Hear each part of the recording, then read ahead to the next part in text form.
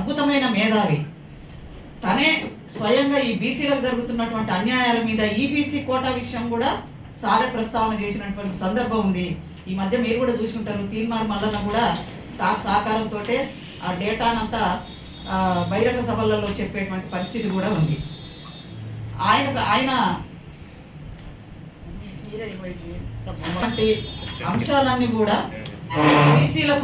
బీసీలకు జరుగుతున్నటువంటి ఈ ఏదైతే అన్యాయం ఉందో దాన్ని రిటైర్ అయిన తర్వాత ఒక ఐఏఎస్ అధికారి హాయిగా విశ్రాంతి తీసుకునేటువంటి పరిస్థితి, లేదనంటే ఇంకేదన్నా గవర్నమెంట్ నుంచి రకరకాల ఆఫర్లు కూడా వస్తూ ఉంటాయి, అంటే వారి సర్వీస్ని వాడుకోవడానికి. అటువంటి దాన్ని కూడా వదిలేసి ఈ బీసీ సమాజం అట్టడుగునుంది. బీసీ సమాజం, బీసీలు అందరూ ఐక్యత లేరు. ఈ ఐక్యత లేకపోవటాన్నే అప్పర్ క్యాస్ట్ వాళ్ళు క్యాష్ చేసుకుంటుండ్రు. వాళ్ళు 10 మంది ఉండ్రు, మనం 90 మంది ఉన్నాం. ఆ 10 మంది మనల్ని రూలింగ్ చేస్తుండ్రు, 90 మంది వాళ్ళకు కాపల కుక్కల్లాగా తయారైనటువంటి పరిస్థితి వాళ్ళు క్రియేట్ చేస్తుండనేటువంటి ఒక ఉద్దేశంతో ఆయన మనసులో, ఎందుకంటే ఆయన గ్రూప్ 1 ఆఫీసర్ నుంచి ఆయన చేసినటువంటి సర్వీసెస్ నుంచి వచ్చినటువంటి తేడాలు, ఆయన చూసినటువంటి గవర్నమెంట్లు కూడా ఎంతమంది ముఖ్యమంత్రుల్ని చూసిండ్రు, ఎంతమంది ముఖ్యమంత్రుల దగ్గర ఆయన పనిచేసి ఉన్నటువంటి సందర్భం ఉంది. కాబట్టి ఇవన్నీ ఆయన ఏదైతే మనకు జరుగుతున్నటువంటి అన్యాయం ఉందో ఆ అన్యాయాన్ని అందరికీ తెలియపరిచి సంఘటితం చేసి దీన్ని కొట్టాడాలనేటువంటి ఉద్దేశంతో సారు మరి ఒక ఇంటలెక్చువల్ ఫోరం తోటి ముందుకు రావడం జరిగింది. నా ఉద్దేశం ఏంటంటే తెలంగాణలో ఉన్నటువంటి అన్ని కుల సంఘాలు, అన్ని బీసీ సంఘాలు కూడా ఆ సార్ని ముందు పెట్టుకొని ఆయనకు ఒక నాయకత్వ బాధ్యతలు అప్పచెప్పి ఆయన సూచనలతోటి సలహాలతోటి ముందు నడిస్తే, ఎందుకంటే కరెక్ట్గా భూముల లెక్కలు తెలుసు, ఎవరి దగ్గర ఏమున్నాయో తెలుసు, చట్టాలు ఎట్లున్నాయో తెలుసు, మన హక్కులు ఏందో తెలుసు. ఈబీసీ కోట అంటే ఒక రకంగా చెప్పాలంటే నేను ఉద్యోగం చేసిన కానీ నాకు కూడా అర్థం కాలేదు, అరే ఇంత నష్టం ఉందా అని. తర్వాత ఇటువంటి పెద్దలు సమావేశాలల్లో వారి యూట్యూబ్ ఛానల్ అసలు ఎంత అద్భుతమైనటువంటి ప్రసంగాలు ఉన్నాయో, నిజాం నవాబు నుంచి కూడా వారు అన్నిటినీ మనకు క్రోడీకరించి చాలా సరళమైనటువంటి పద్ధతిలో వారి స్పీచ్లు ఉన్నాయి.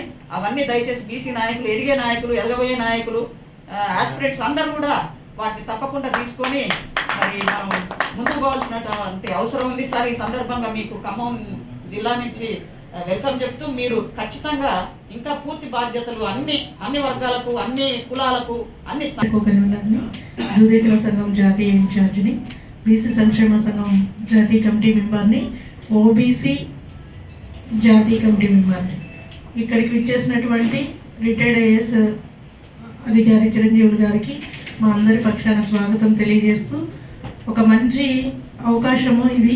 ఎందుకంటే ఫస్ట్ మనకి బీసీల కింద కత్తినెవరు గౌడు గారు చెప్పినట్టు మేము ఉద్యమాలు చేస్తాం, ఫీల్డ్లోకి వెళ్తాం, మామూలుగా వాయిస్ ఇస్తాం తప్ప లోపల మనకేం నష్టం జరుగుతుంది అనేది పర్టికులర్గా మాకు కూడా తెలియదు. సో ఇలాంటి మంచి అవకాశాన్ని ఏర్పాటు చేసినటువంటి ఆర్జేసీ కృష్ణ గారికి, ఇక్కడికి ఉన్నటువంటి బీసీ మేధావులందరికీ కూడా ధన్యవాదాలు తెలియజేస్తూ సెలవు తీసుకుంటాం.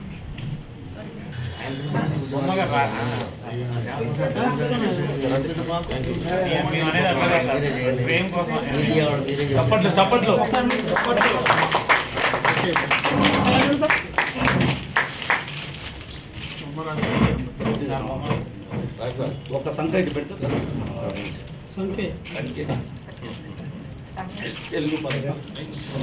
రోజులలో తెలంగాణ రాష్ట్రంలో భారతదేశానికి దిక్చూచిగా ఈ రిజర్వేషన్ సక్సెస్ అయ్యడానికి వారి యొక్క అమూల్యమైన సలహాలు, సూచనలు చేయవలసిందిగా విజ్ఞప్తి చేస్తూ దయచేసి వారిని మాట్లాడవలసిందిగా కోరుతున్నాం.